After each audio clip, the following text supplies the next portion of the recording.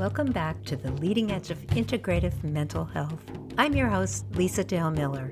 Please review and subscribe to the Groundless Ground podcast on Apple Podcasts, Spotify, Stitcher, Google Podcasts, YouTube, radio.com, TuneIn, iHeartRadio, and of course find out more at groundlessground.com. I'm ready to go. How about you?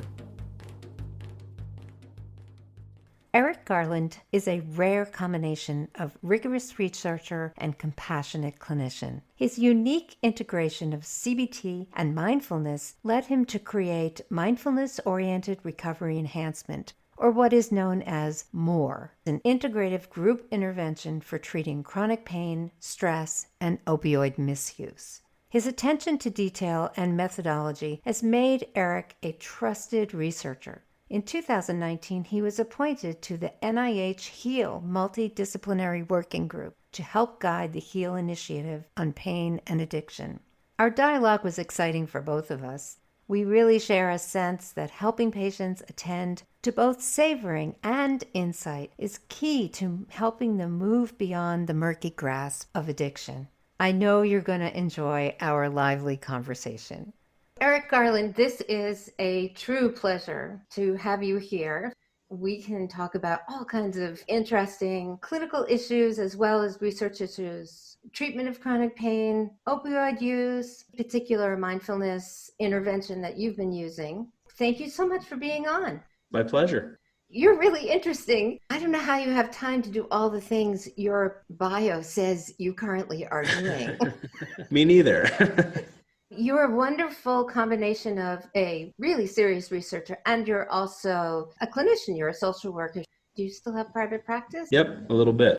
I'd love to hear about some of the organizations that you appear to be very involved in. For instance, the Academic Consortium on Integrative Medicine and also the HEAL Initiative. If you could just start by giving people a sense of how a clinician like you has managed to be so involved on the research side. My clinical work really has informed my science. The majority of the therapeutic processes that I study, that really emerged out of clinical work with patients. My clinical work was sort of my living laboratory where I would, in part, generate ideas for things to study scientifically and then move that into the lab and study those therapeutic processes using gold standard clinical science methodologies as well as neuroscience. And then I back translate that into clinical work, taking what I've learned from the science and moving it back into actual work with patients in need. I'm always stunned at how academics who do research don't really have any sense of what those of us who are clinicians experience directly in the room every day. True. There is some of that. Do you ever get frustrated when you're interfacing with some of your colleagues who are not clinicians? There's certainly a number of folks, they're actually doing intervention research, but they are not clinicians. It's an interesting combination. They can be experts and are experts in research methodology. If you don't really know what it's like to work with the person on the ground, you may be missing some insights. Like? The original conceptualization of mindfulness that dominated the emergence of our field was really John Kabat-Zinn's definition of mindfulness as being this non-judgmental, ostensibly non-cognitive kind of process, merely being aware of and accepting one's experience. But what I noticed early on in doing mindfulness training with my clients, and this was before combining mindfulness with psychotherapy was so in vogue. And back in those days, what I observed was that I would teach people this ostensibly non-cognitive, non-discursive, non-judgmental practice of being mindful of the breath, for example. What emerged out of that was this highly cognitive, highly judgmental, meaning-based process of people coming to see their life from a different perspective. I wanted to understand that. Fortunately, there were pretty good social psychology models that existed at the time of understanding how people come to make appraisals of the meaning of what they were facing in their life. And so I came up with this early hypothesis that I called the mindful reappraisal hypothesis, which is pretty simple. It just says that the non-judgmental, non-cognitive process of mindfulness promotes the ability to reappraise the meaning of one's life from a different perspective and to see life adversity as a source of growth and purpose and meaningfulness. And so when I brought this to my colleagues in the mindfulness field, nearly universally, they were horrified by the idea. Really? and utterly rejected it. The rejections were really on the basis of, I think, again, this early emerging model of what mindfulness was. On top of that, one particular dogmatic approach, I think, to Theravada Buddhism and its take on mindfulness. And sort of the combination of what the emerging scientific dogma of this is what mindfulness is, plus this one Buddhist take, they completely rejected it. I didn't make this up. They're telling me, hey, I did this mindfulness and now I can see my life from a different perspective. And there's this meaning in my life. That went on to be an interesting tension in the mindfulness field between myself and some of my most beloved colleagues. It isn't even over yet. It continues, but I think there's enough data to have amassed now to support the fact that my hypothesis was correct. But I think that's just one example of how there are clinical insights that emerge that don't necessarily map on to the standard research framework that you might miss if you're not a clinician. The other one I'll mention now that I'm on this role is the other piece, which was savoring. I'm so glad we're going to talk about this. I have a parallel story. So in 2004, when I was doing my 3,000 clinical hours to become an LMFT, I was trained in DBT, and I had a group, and Marsh Linehan had told me back then that borderlines can't meditate, and neither can schizophrenics. And that's why there was no meditation in the original DBT, right? I created an 8-week DBT curricula that included Qigong and mindfulness of breath meditation, along with the DBT skills. And this was a group for schizophrenics and people with severe psychosis. So we would do 45 minutes, and then there was a 15-minute Qigong break, where we would do Qigong for 15 minutes. And nobody was doing anything like this back then. And they all learned to meditate, and they loved meditation. It was great. Every time I would end an 8-week series, and I would go around the group and I would say, what was your favorite thing? Inevitably, none of them could remember any of the DBT anagrams or anything like that. But their favorite thing, hands down, was always Qigong. And savoring, when I used to give MBRP groups many years ago, I actually, after the raisin, I would send around a thing of M&Ms so they could really get craving, so they could really see the difference. The mindful savoring hypothesis states that mindfulness facilitates the ability to savor. Absolutely. Natural, healthy pleasure, joy, and meaning in life. And I can tell you, the reaction that I got to that idea was probably even more violent than the reaction I got to the mindful reappraisal idea. And I'm not going to name names under the quote mantle of Buddhism. I was literally told by somebody, focusing on the positive is just as bad as focusing on the negative. I thought, these are the kinds of mentalities that are existing in the field, then I need to just do my own thing. And so I created my own form of psychotherapy called mindfulness-oriented recovery enhancement that integrates these two theoretical principles of using mindfulness to synergize reappraisal, to synergize savoring. And it turns out, particularly with savoring, that is unbelievably clinically important. I agree. And also, whoever told you that about the Buddhist teachings is not accurate, because the historical Buddha and later the Amidharma, wholesome states of mind was something that the Sangha and the monks were cultivating specifically. Yes. They were cultivating it in their daily life, but they were also cultivating it through jhana practice. Frankly, jhana practice is all about cultivating these refined, wholesome states of mind. Including bliss. Ananda is so important. As the tradition moved into places like Tibet, for example, as it integrated with the tantric practice, flowering into Mahamudra and Dzogchen, you have cultivation of bliss and positive mental states as a soteriological final pathway, because the true nature of mind is not neutral. The true nature of mind has a positive tone. The union of emptiness and clarity, yes, which is the nature of mind, in the Dzogchen and Mahamudra teachings. That union, in and of itself, it is quality-less. It has no quality. But when anything is manifested from that, that is the compassionate impulse, which is ultimately positivity. Because there is no separation between any of those three qualities. One could say that the nature of mind has bliss, or as the yogic tradition would say, Satchitananda. Okay, so we've established that you and I are on the same page completely. Yeah. But coming to the data, right? And what the data seems to say is that savoring is incredibly powerful from a clinical perspective. Its effects on clinical outcomes as well as effects on the brain. And we're only beginning to learn about that. So tell me, which did you become interested in first? Treating chronic pain or the addiction cycle that can often accompany chronic pain patients in their need to try to find some kind of relief? A lot of my early clinical work was in integrative medicine settings. So I worked alongside physicians and nurses, acupuncturists, what have you, and I was the head shrinker. I was the mind body guy. And a lot of that work was done in people with pain and other psychosomatic conditions. But at the exact same time in my research work, I was focusing on addiction. I did my dissertation, which was funded by the Mind and Life Institute of Varela Grant, the first study of more as a treatment for alcoholism in people in inner city Durham, North Carolina treatment facility. When I got my first faculty position, I was looking to start a new line of research. I had just shown up to Florida, and a physician colleague of mine got to know me, and he said, "Hey, wait, you do work on mindfulness for pain, and you're studying addiction? In Florida here, it's 2010, and we're the pain pill mill capital of the USA. You ought to study mindfulness for pain and opioid addiction." And the light bulb kind of went off. Come on down to the clinic.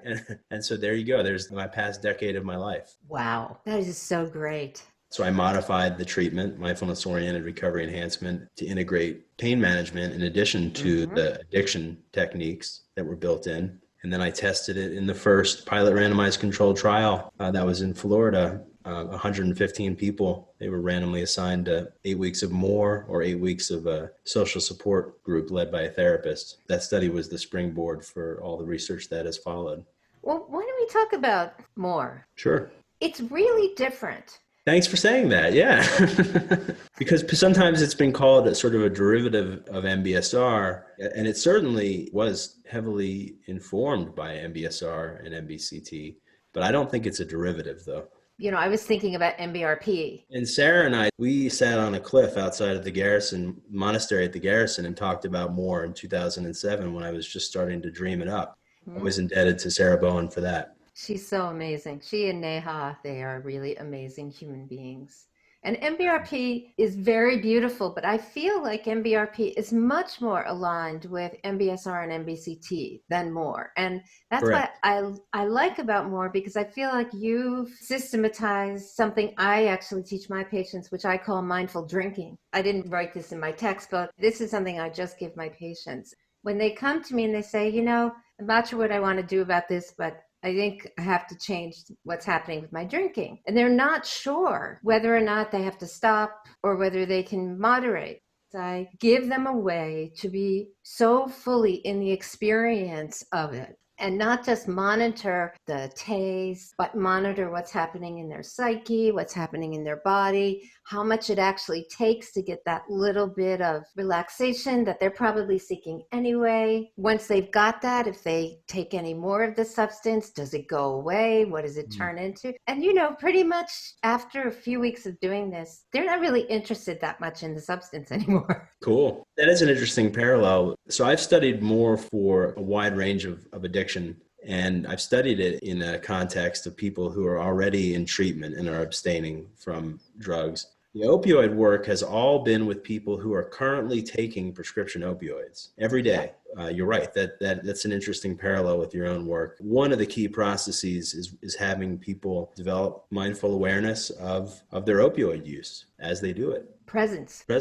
Yeah. What's it actually like? Right. Don't get lost. Even before that is what happens as you are preparing to take the opioid. Be mindful when you approach and you have this intention to take this pill. Start to explore that whole process from the moment that your mouth begins to fill with saliva, like Pavlov's dogs, when you pull that pill out of the bottle. And by the way, we just finished a study on this that hasn't been published yet. And in fact, opioid users do salivate when they take that pill out. We measured the amount of saliva produced. And not only do they exhibit a conditioned salivary response, but mindfulness-oriented recovery enhancement can decrease the conditioned salivary response, which is pretty insane. I would say that the effects on reduction of drug cue reactivity, which I've shown in multiple ways with multiple measures, whether it's using an attentional bias measure of performance-based measure of attention, or whether it's looking at heart rate variability or EEG response. I've shown that mindfulness-oriented recovery enhancement decreases the brain's reactivity to the presence of the drug-related cue. I think a lot of that is attributed to straight mindfulness meditation. There's a key hypothesis that I have that I call the restructuring reward hypothesis. Increasing sensitization to natural pleasure will reverse the addictive process. So it will shift the person's valuing of the drug-related reward back to valuing the natural healthy rewards in their life, and that will reduce craving and addictive behavior. And so savoring does feed into this, because mindful savoring is one of the key tools that we use in more to restructure the reward process in the brain. And we talked about this sort of out of order. When I usually talk about this, I talk about addiction neuroscience models. And so the most prominent addiction neuroscience models state that as the person becomes more and more addicted, there are changes that occur in the brain's reward system, that have two key effects. The brain becomes increasingly sensitive to stress, pain, and drug-related cues.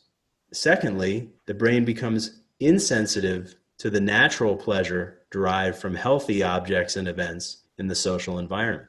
So the person is less able to experience a healthy sense of joy, and therefore they feel like crap. They're in a hole of despair. They take higher and higher doses of the drug just to feel okay. But of course, that feeling okay is an ever dwindling process, right? Because they can never feel quite as okay, and they get even more and more blunted to natural pleasure. So they take higher and higher doses of the drug, and it's these diminishing returns. So the person gets trapped in a downward spiral. And of course, we also know that chronic pain magnifies this process and further blunts responsivity to natural reward. My idea is pretty simple. Just reverse it then. Use mindfulness, teach people how to savor the good in their lives, how to reclaim a sense of healthy pleasure, joy, and meaning, using the enhanced cognitive capacities that mindfulness gives us, the enhanced attentional control, the enhanced cognitive control, the enhanced metacognitive awareness, the enhanced sensory perceptual contact. Using that enhanced cognitive function, we can then boost the ability to savor the good in our lives. And that will then, in the case of somebody who's developed an addiction or they become dependent on opioids as a way of coping with chronic pain, that will help them to reclaim that sense of pleasure, joy, and meaning from everyday healthful objects and experiences in everyday life. A beautiful sunset, the spring flowers coming up, holding hands with somebody they care about, or looking at somebody smiling. And the more joy they feel from that, the less they're going to need it from the drug. It looks like the data is supporting this idea. So what I'm hearing you emphasize is relapse prevention therapy emphasized in a less useful way, which was the original. Marla pretty much said you need to teach people how to get high in other ways, right? Yes.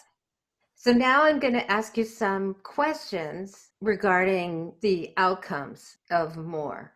I did hear you say, well, I think a lot of this is because of the mindfulness meditation. How many different forms of meditative practice do you teach through that 10 sessions? In the opioid application, it's now an 8-session treatment. I think it's going to be 8-session for the straight addiction applications as well. How many practices are you actually giving them? Mindful breathing, body scan. We teach informal mindfulness practice, mindful reappraisal, mindful savoring, a visualization practice that really involves visualizing the flow of energy in the body, not unlike a Taoist or tantric practice. Okay. There's mindfulness of craving, the mindful chocolate exercise. And then there's a meditation on interdependence, a future visualization exercise in the final session. It's not very clean from a research standpoint because there's lots of different techniques going on, and who knows what any one of those practices does in isolation. That was my first question. But just to get a little more refined, when they're going through the 8 weeks, do you have them fill out a practice chart so you know how much practice they're actually doing? Yes, we're using smartphones to get daily logs of minutes of practice logged. And with my latest study, we're going to be able to examine this in the most fine-grained way that we ever have yet, including we're going to use some pretty advanced causal modeling techniques to try to see, if you practice 10 minutes today, how does it affect how you feel tomorrow? Also, what you practice. The differential efficacy of these techniques, examine those simultaneously in regression models, and it should be pretty interesting. So this is very satisfying for me because this is the thing that I've been feeling for all these years has been missing from all these interventions. Because as you know, people will not practice that much. They will practice something they enjoy. That's true. And actually, speaking of that, everything that we do in more is just a little bit different. So for example, even in mindful breathing, which is somewhat straight up mindful breathing, at the very end, we throw in a little bit of savoring. We say, now you've been meditating for 15 minutes. Now we want you to focus on the best parts of this experience, savoring and appreciating any positive mental states that have arisen during this practice. Or you can continue to focus on the breath. With the chronic pain patients, are you having them do any kind of resting in the sensations they're having themselves rather than the narrative, which they think is the pain, but is not actually the pain? Yes, this has been a key process from day one in this work, is that mindfulness of the breath is undoubtedly analgesic in the acute laboratory pain induction paradigm that my colleague and friend Fadel Zaidan has studied extensively. There's no doubt about it. That's powerfully analgesic. And I've studied it clinically in people with all sorts of pain conditions. And we find that it also works. But I think when you treat chronic pain, in my opinion, as a clinician, I think there's value in doing something different, which is teaching people to face their pain directly, peer right into the heart of the pain, see it for what it is. What we do in mindfulness-oriented recovery enhancement is once they've built sort of a stable platform of mindfulness, so attention is now focused, attention is stable, the mind has become more open, less reactive. So that takes about 5 minutes or so. Then the person turns their attention inward into the pain sensation, and we ask them to notice, you have pain. What is it really? Perhaps it's sensations of tightness or heat or tingling. And then we ask them to introspect and break down the experience of pain into its sensory components. And then we ask them to notice, do the sensations have a center? Do they have edges? Are there spaces inside the sensation where the sensation is not? All the work that I've done for 10 years and listening to hour after hour of tapes of patients reporting their experience during this meditation, that's where the true magic happens, is when they look for the edges in the center and the spaces. And I can't tell you how many times I've heard people say, I thought you were crazy. I didn't want to look at my pain at all. I looked at my pain and you asked me if it had an edge, and I looked for the edge and I couldn't really find an edge. The edge was kind of fuzzy. So I focused on the fuzziness. The next thing I know, I couldn't find my pain. My pain was gone. These are people who are coming in and saying their pain is a 6, is a 7, is an 8 out of 10 every day. And I've heard that story time and time again. And the other thing people notice when they do this, not everybody, but a lot of people, is they sometimes even notice pleasure inside of the pain. Of course. And part of that is the belief that comes from when the story is not going, the tissues and the muscles can actually relax. And when bracing in the structure falls away, most of what people call chronic pain falls away because most of it is resistance. And we know this, certainly from the Buddhist teachings. Aversion is what most people hate, not displeasurable experience itself. Right. And so you could give an interpretation of this from particularly the Tibetan text and then also from the Tantric tradition. You'll just find statements that the true nature of any experience is the unity of bliss and awareness. And so you're finding in the heart of any of these experiences the primordial nature of consciousness, which is bliss. That'd be one interpretation. You could give a neural interpretation. You could hypothesize that during this state that there's activation in the reward system of the brain. And, whether it's mediated by endogenous opioids or endocannabinoids or the GABA system or dopamine or serotonin, we don't know yet. But regardless, we have people with chronic pain try to get beneath the story. I'm really excited about this because, as you probably know, in the mindfulness field, there are so few replications of any findings. So when you get a replication, it's huge. I showed in 2 separate studies of mindfulness for people with chronic pain, and now in a third data set, the analgesic effects of mindfulness for people with chronic pain are statistically mediated by the capacity to reinterpret pain as harmless sensory information. Right. So we ask people questions like, to what extent do you view your pain not as pain, but rather as sensations of warmth or numbness? People report being better able to do that after getting 8 weeks of training with mindfulness-oriented recovery enhancement. They also report being better able to do that with MBSR too. And the extent that people are able to do this, to be able to see their pain not as pain, but rather as pure sensation, that explains the degree of pain relief achieved by mindfulness. So there's data to support what you're talking about. I surmise there is some quality of lessening the ego attachment to this is happening to me. It's not happening to anyone else. The entire ego structural story of this is all I am and this is happening to me falls away, because in the face of phenomena that come and go, internal or external, and the equalization, quote unquote, we'll use that word, of it internally and phenomenologically creates, I think, what in the text is called equanimity, this sense of equalness. So some of the most exciting work we're doing right now is looking at the role that self-transcendence or non-dual awareness plays.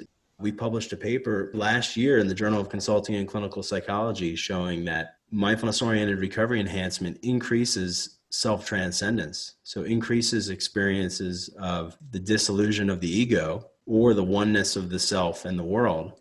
And that increases in these types of mystical experiences predict pain relief in people with chronic pain. And we have data that's brand new, that's not yet published, from 2 different studies. One is the largest study of more ever conducted that is finishing up. And the other is actually not even more. It's just a simple mindful breathing intervention showing the same thing, that when people participate in mindfulness-based interventions, some of them have the ability to transcend their ego, to have a sense of unity with the world. And those experiences have very important clinical consequences. They predict the degree of pain relief that the person is going to achieve. My colleague Adam Hanley and I, we joke around with each other, no self, no pain. I think I might say no self-narrative. This is the misunderstanding, possibly, that some of the people you mentioned earlier might have had with you adding attention to pleasure. The experience of basic pain is part of life. It's what we make of that experience, the meaning of it, upset around it. This is the pain that you and I are talking about right now, not Right. the fact that there may be some painful stimuli occurring, which is merely painful stimuli. Right. Distinctions between nociception and pain and suffering. There's certainly no life without nociception. Nociception is what makes us move. I mean, that's life. Maybe there's life without suffering, although I think the Buddha said not that either. So He says all phenomenal experience has a quality of unsatisfactoriness about it. He really didn't say anything about suffering. That is a poor mistranslation. We want a good experience to continue, and we want bad experience to end. And there is no such thing in a human life as either of those things. Therefore, all phenomenal experience has some quality of unsatisfactoriness. We'll never fully be satisfied. okay. The poison is the medicine, right? Because the inevitable variation and variability of experience is exactly what makes us able to be inexperienced. Attend to the coming and going, the variability, the impermanence. This is the liberation. So the poison is the medicine. I was on this mindful savoring tip for about 10 years, and I still am. But only recently did I realize that mindfulness of pain could actually be a pathway to experience bliss and the bliss of self-transcendence in the same way that mindfulness of pleasure could be the same pathway. Hadn't really been touched by the mindfulness research field. No, but that's because there is a difference between mindfulness delivered clinically and the wisdom teachings. They are not the same thing. Right. There's many things maybe you and I have done in our practices that we would never offer someone in a clinical situation. Or maybe we would, but nobody's been brave enough to research it yet. It made sense for the mindfulness field to very narrowly define and delimit the definition of mindfulness. I was a part of that. I was involved in the field at just where it started blasting off. I was right there. And so along with people like Sarah Bowen and Fadil Zaidan and Dave Vago, we were all pretty lucky to be there at that moment and to have great mentors and teachers like John Kabat-Zinn and Linda Carlson and Richie Davidson. We were there to define the field in these terms that allowed this whole generation of federally funded science to emerge. A lot of us have really pushed that into the acceptance of mindfulness all the way up the chain into NIH, to me being appointed on the NIH HEAL committee as the mindfulness guy, helping to oversee the nation's $1 billion initiative to develop solutions to the opioid crisis. They put me on there, this crazy guy talking about primordial bliss of consciousness. They put me on that committee. The reason why is because we narrowly defined mindfulness and we couched it in the terms of cognitive science. And it was a great move that our mentors guided us to do. We carried out the mission, so to speak. And I think it really has had a big benefit to society. The only problem with it is by defining mindfulness so narrowly, we've missed this whole other domain of practices that have a lot of potential therapeutic power, practices that can illuminate mysteries of human consciousness that science has yet to uncover. Plenty of work to do in the next wave. I agree. I actually think it's good to let go of the definition. I never thought it was a good definition anyway. Nice. I mean, non-judgmental to me is the dumbest word I've ever heard. To me, it just does not have anything to do with the practice. What about the concept of right action and right speech and right effort?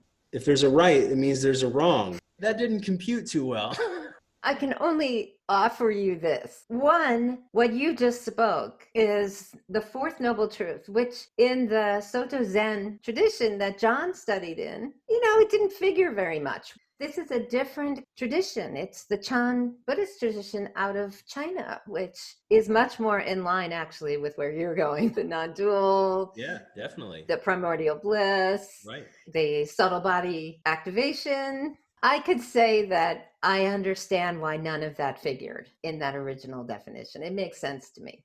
Definitely. And it makes sense. We've taken all these influences and it's brought us to where we need to be. I have no idea whether you want to talk about this. I am a trauma therapist. This is my specialty. I didn't know that. And I am also a somatic experiencing practitioner. One of the things that everybody is talking about when you offer these things to patients, sometimes they will have quote unquote adverse effects. Because you've been offering more to chronic pain patients who often, frankly, have trauma histories. Medical trauma, they have childhood trauma. It goes hand in hand. For the past 10 years, we've been doing research with people with chronic pain who are prescribed opioids, misusing opioids. Many of them are from a low SES and have led really hard lives. The rates of comorbid psychiatric conditions, including PTSD, are really high. So that is why I would like to ask you, what is your experience of how people who already have traumatic histories on board and co-occurring disorders, what's your experience of how they receive the practices, whether or not you're finding quote unquote adverse effects? Our experience is that they receive the practices very well. They're benefiting across a range of clinical outcomes, both chronic pain-related outcomes, opioid misuse-related outcomes, and psychological health. They're improving as a result of contemplative practices. Adverse events were required by the federal government to record adverse events in our trials. We don't have reports of adverse events from meditation practice. We also carefully, within every session, as soon as the meditation is done, we are carefully debriefing that experience. We ask patients, what did you like best? And we ask them what was challenging about that. So there's plenty of opportunity for people to talk about adverse events. We just don't hear about people having trauma flashbacks or decompensating during meditation. Quite frankly, I think one reason why is because I have trained clinicians teaching mindfulness. Right. I don't have paraprofessionals leading mindfulness practice. And I think that's really important, quite frankly. All of our therapists are licensed therapists. For the main trials, they're all licensed. And so I think it makes a big difference if you have a well-trained clinician delivering the techniques. And then the other thing that I think makes a difference is skillfully titrating the person's practice to their experience, so that you really need to modulate arousal in a skillful way to help somebody have a really fruitful experience. And so, there's a lot of complexity that goes into how you actually teach mindfulness in a way to be most clinically impactful while reducing any potential ill effects.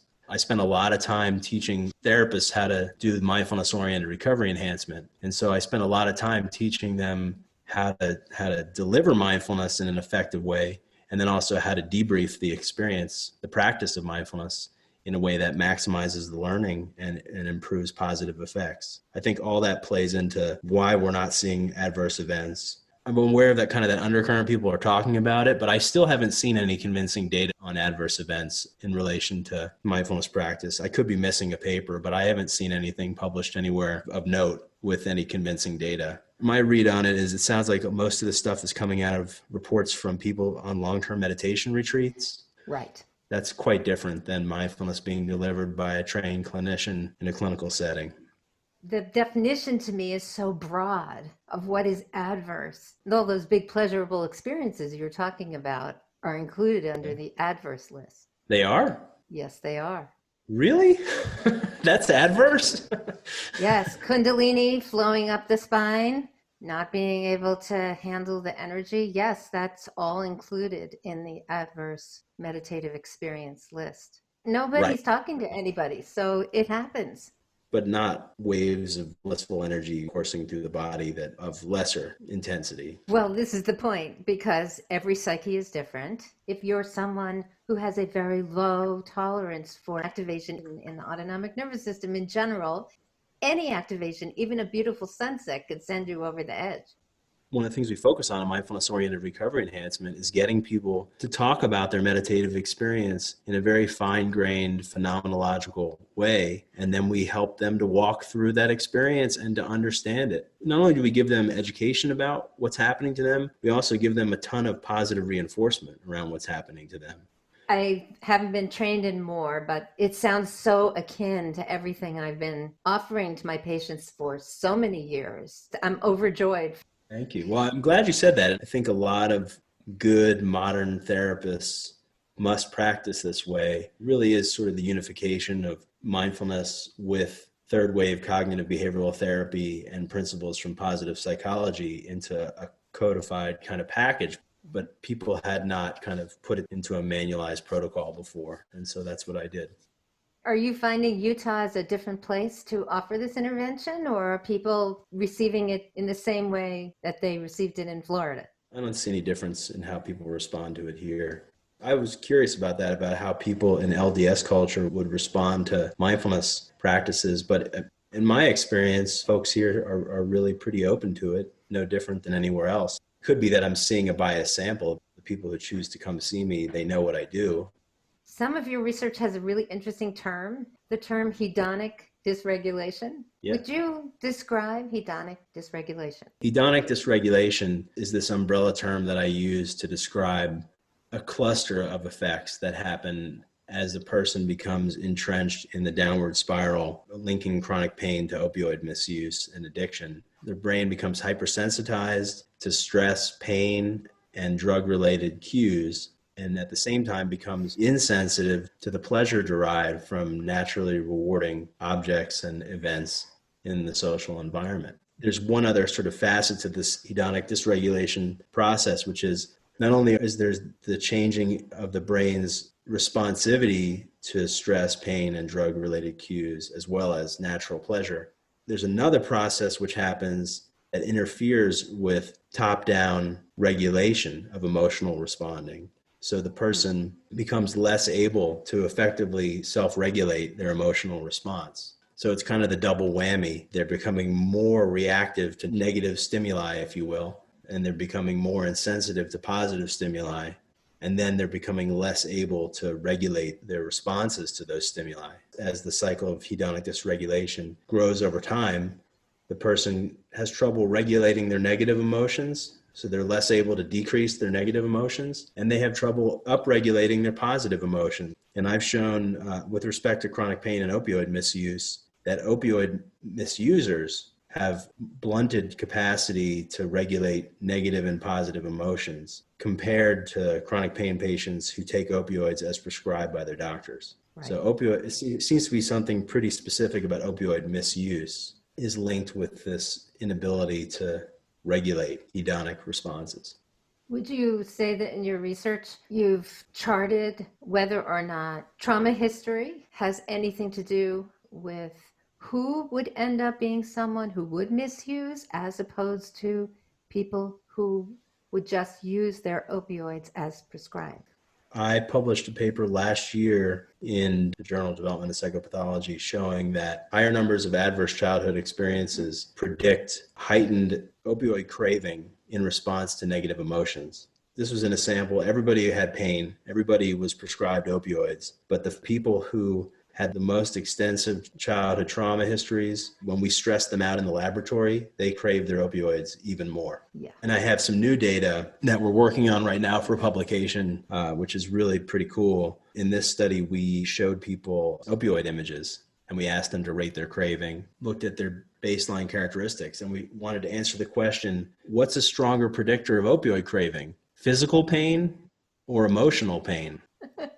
And I think you know the answer to this question. Turns out that psychiatric distress, emotional distress, is a significantly stronger predictor of opioid craving than physical pain among people with chronic pain who are prescribed opioids for their pain. As you know, pain is multifactorial, and emotional pain is a really powerful source of pain. Absolutely. Well, how interesting. It's wonderful that you've done that research. I'm definitely interested in trauma too, and we're starting to explore it in earnest. The data from mindfulness-oriented recovery enhancement also seems to show that therapy reduces trauma symptoms in addition to all this other stuff. Trauma symptoms, you mean the psychological traumas? Yeah, so it not only does more decrease chronic pain severity and opioid misuse, but it also decreases PTSD symptoms as well. I have one more question. Would you describe the difference between savoring and craving? Well, you saved the easy question for last, huh? We've talked so much about both of these things, and I thought, okay. I once asked Mathieu Ricard, and for your listeners who don't know who Mathieu is, he's a world-renowned Buddhist meditation master, spent a lot of time with His Holiness, the Dalai Lama, is also intimately involved in the Mind and Life Institute, and is a great contemplative mind. I asked him, I said, Mathieu, is it possible to savor positive experience without being attached to it? Is it possible to do it without attachment? And he said, yes, all you have to do is just focus on it without attachment. And then it's savoring without attachment. And I said, yeah, thank you. You can focus attention on positive experience. And the essence really of savoring is not necessarily the exteroceptive attention. So it's not necessarily just focusing on what is pleasing about the object, but also there's this dual motion where metacognitive awareness is engaged so that simultaneously you're also becoming aware of your own emotional and physiological response to the pleasurable event. And then you turn attention inward and you savor the inner bliss. That's really where the meat of it is. You can do that without clinging to it. There doesn't have to be this notion that it's going to be continued forever. There doesn't have to be a sense that you need it. So the difference is really being fully open to the beauty of that moment, because that moment is the only thing that exists. That's different than craving, because craving is both future and past oriented. Either you're wanting something that's not there, or then you're missing something that was. Yes, it's both assumptive and expectational rather than actual. The nature of unsatisfactoriness is our inability to do accurate predicting. But savoring, it's actually really appreciating the satisfactoriness of whatever that experience is in the moment. Or appreciating the satisfactoriness of unsatisfactoriness. That quality of, yes, this is beautiful, not because I'm getting what I want. It's beautiful because this is the truth of existence. And truth is what liberates us and our patients. So when they have the efficacy to have experience of what's true, actually true. I just find the power of that kind of capacity, that natural innate capacity, is liberating and empowering. And it's much better than anything we could offer them in terms of making them feel better or self-esteem or any of that crap, which is so beside the point, frankly. I don't want to frame myself like that, although I do believe in an absolute truth. And I certainly don't believe in the concept of, quote, seeing things as they are. I think that's total nonsense unless we're going to talk about the absolute, seeing things as they are. Becoming satisfied with the unsatisfactory, savoring as it gets more and more advanced and more refined. We start with the gross positive events. Those are really easy to savor. If you look at some of the writings of Tsongkhapa, he clearly states, if you want the good, stable base of shamatha, focus on pleasant experience because it captivates you. But as it gets more and more refined, I think, then as we talked about, you can begin to savor unpleasant experience. And then you're coming down to just savoring the sense of existence. So that would be the truth that I'm pointing at. Actuality of existence. So all along our conversation today, you basically have been sharing that more allows patients to have more of what is actually occurring for them. Of what we can speak, I would only speak that, of what is occurring is existence, is being, or as you said, Satchidananda. This is true, except often people experience that quality in an experience that is not directly beingness. It's not that they are having the direct experience of beingness. It may just be that they are in the truth, as you earlier stated, of what their sensations really are, what their pain really is. That to me is the liberating truth. Oh, wow, I thought my pain was this, but actually here it is. This bunch of things that come and go. That's the truth I'm talking about, that I feel like you've been talking about through our entire conversation today. Nothing more than that. Nothing more than that. From a clinical perspective, we're speaking the same language. Are you at all thinking of creating a model of more individual therapists could do with a patient? We're actually part of a research group that's studying an individual version of more for chronic pain. So that's actually being actively studied. Well, it was before COVID-19. We had already begun to study that in 2 really huge randomized clinical trials. I think that mindfulness-oriented recovery enhancement can be used in an individual format. So will you create a standardized manual for that? I think we will create a manual for that. The next manual that's got to go out is the opioid pain version of the treatment that has been tested so well. If clinicians want to train in more, how do they do that? Where do they go? Yeah, thanks for asking that. They should just reach out and contact me. I have a website, drericgarland.com.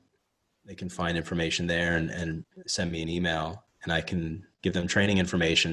I typically hold a couple of trainings a year, probably about 2, gathering together clinicians, social workers, psychologists, nurses, physicians from around the country and do a training. It's a 2-day training for people who already have some basis in understanding of mindfulness and clinical work. I also sometimes go to agencies as well. So if there's a healthcare organization or a medical facility that wants to train a bunch of staff, I can go out there and train them as well. I love training and teaching. It's a real joy. We're coming to the end of our time. Anything else we haven't talked about? I think that was a nice interview. I think that captures it. Well, I certainly enjoyed it tremendously. Thank you so much for taking your time. Thanks for the great questions. It was a fun dialogue.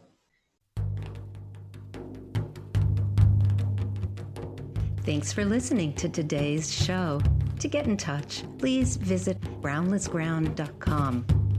Let's dedicate our efforts to the healing of our planet and all its inhabitants.